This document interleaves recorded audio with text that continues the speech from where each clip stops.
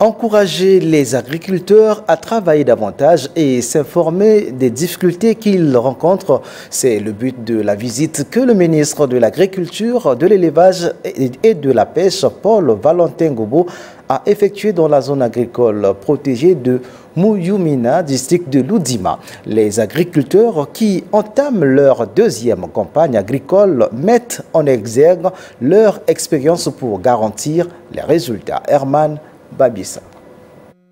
Muyumina, première zone agricole protégée. Dans ce vaste champ, on trouve le maïs à perte de vue, des hectares de soja. Nous ne pouvions que soutenir les efforts du chef de l'État parce que, regardez ce qu'il nous a donné, gratuitement. Nous sommes fiers de ce que nous faisions. Regardez un peu, c'est des millions. Après la récolte, c'est des millions.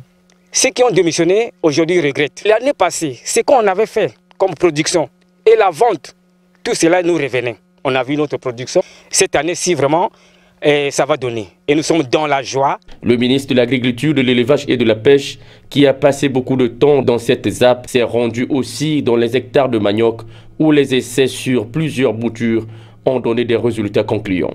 Tout en évoquant la place des intrants dans cette agriculture de grande surface, le ministre Paul Valentin Gobo apprécie la détermination des acteurs. On est très content. On va devoir améliorer les conditions d'exercice. Nous ne pouvons pas réussir la production de céréales nécessaires au développement de l'élevage et donc à la réduction de nos importations sans renforcer les intrants, notamment les engrais.